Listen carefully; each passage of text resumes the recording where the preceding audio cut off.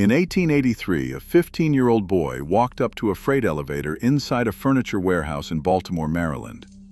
The shaft was completely open, just a rectangular gap in the floor that went straight down. The elevator platform was somewhere below. The boy leaned in to look. The platform came up. His head was caught between the rising platform and the edge of the floor. He was decapitated. This is one of the earliest documented elevator accidents in the United States. It would not be the last, not by thousands. This is the story of the freight elevator shaft, the open hole that connected every floor of every factory, warehouse, and department store in America, completely unguarded from top to bottom. The hole that killed 40 people a year in Chicago alone, and the hole that stayed essentially unchanged for 50 years because it was cheaper to replace workers than to install a gate. Elevators did not begin as passenger machines. They began as industrial hoists, simple platforms attached to ropes, pulled upward by steam engines, water pressure, or human muscle. Their only purpose was to move heavy freight between floors: barrels, crates, machinery, raw materials. In the 1850s and the 1860s, as factories grew taller to maximize floor space on expensive city lots, these hoists became essential. A 5-story textile mill or a 6-story warehouse needed a way to move product vertically. Stairs were slow. Human labor was expensive. The freight elevator solved both problems, but here is the critical detail. These were not enclosed machines. They were open platforms traveling through open shafts. Picture a hole cut through every floor of a building, 3 feet by 6 feet, running from the basement to the top story, completely unenclosed at every level. Just a rectangular opening in the floor, with a wooden platform that moved up and down on ropes. In the 1870s, this was the standard design. It remained the standard design well into the 1900s. Why did no one enclose them? Because enclosing them slowed down loading. Freight elevators existed to move heavy goods quickly. Workers needed to slide barrels onto the platform, stack crates, roll carts. Adding walls or doors or gates meant every load took longer. Every second of delay cost money. And the people doing the loading were replaceable. Here is why that matters.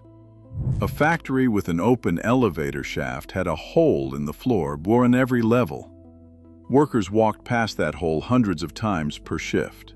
They worked next to it. They stacked goods beside it. They crossed over it when hatchway covers were installed. And every single time, the only thing between them and a fall of 30, 40, 50 feet was their own attention. Could you imagine walking past an open hole in the floor every day at work, knowing that one misstep meant death? That was normal in every factory in America for decades. An examination of factory inspector reports from New York State from 1888 to 1893, combined with reports from the Massachusetts District Police from 1886 to 1913, and a Safety Commission study from Chicago covering 1905 to 1916 produced more than 1,000 documented elevator accidents. 1,000. And those were only the ones that were formally recorded.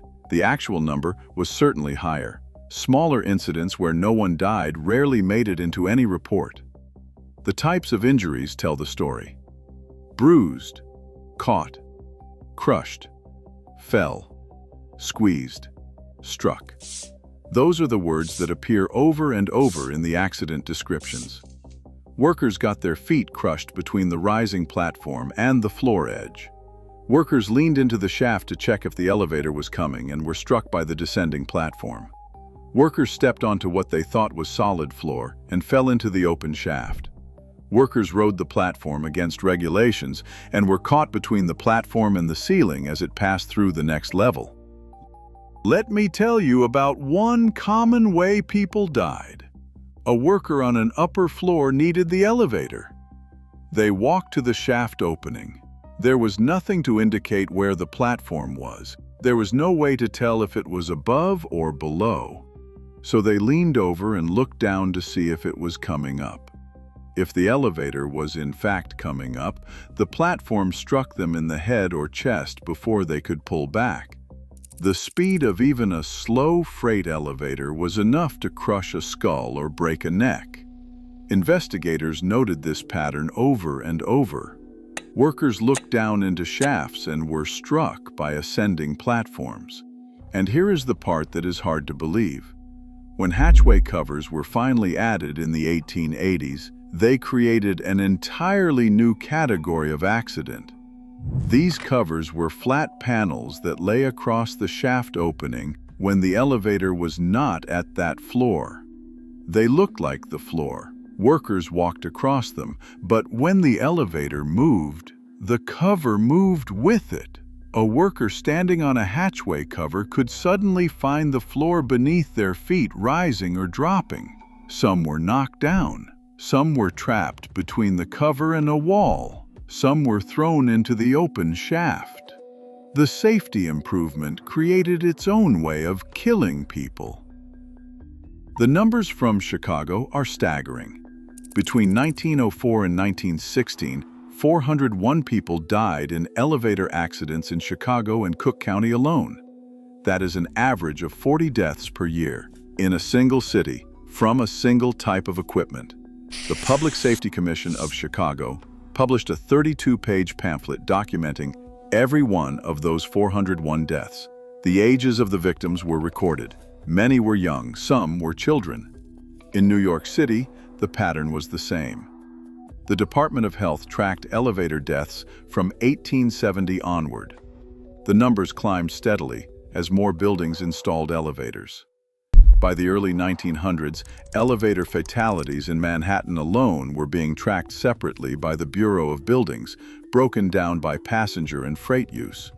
Why were freight elevators so much more dangerous than passenger elevators? Because passenger elevators had operators. They had enclosed cars. They had doors that closed. Freight elevators had none of that. Most factories did not employ dedicated elevator operators.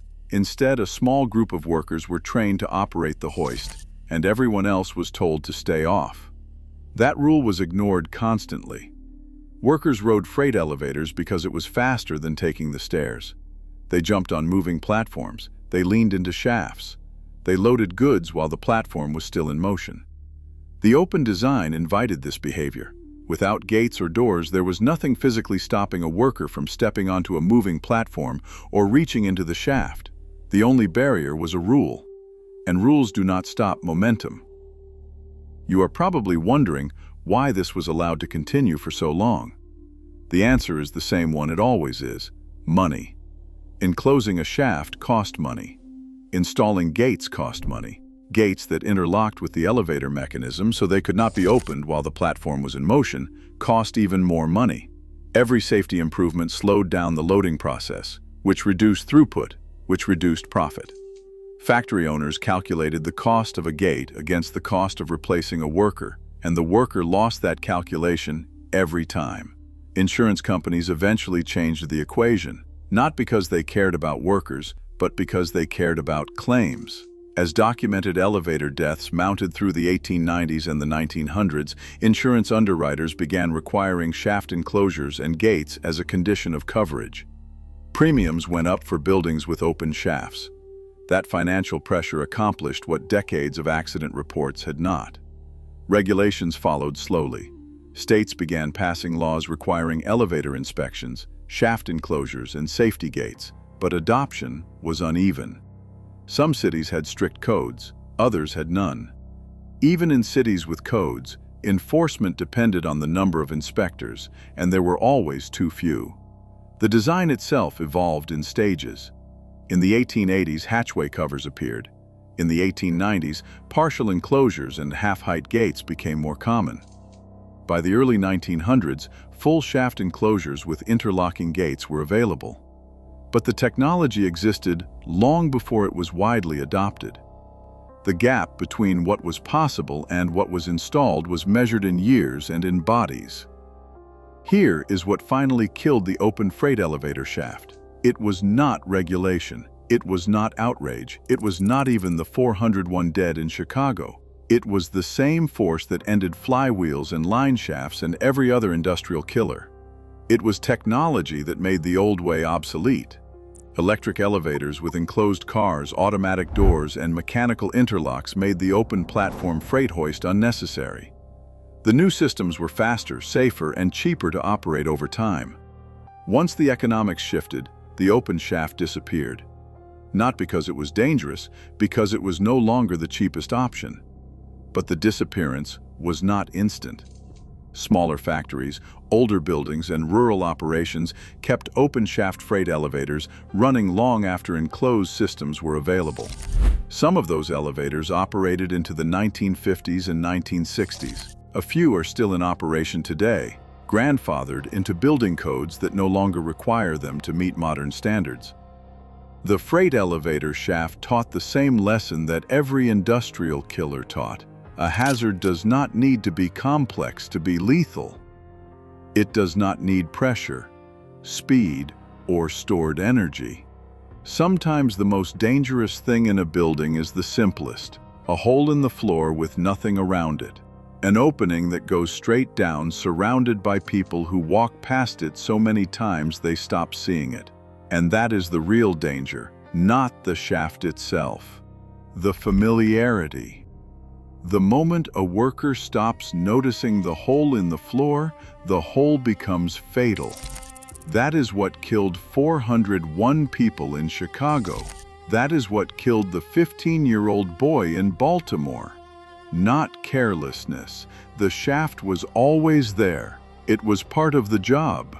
It was part of the floor. And then one day, it was part of how they died. Thanks for tuning in. For more stories about the machines and structures that killed the people who worked inside them, subscribe.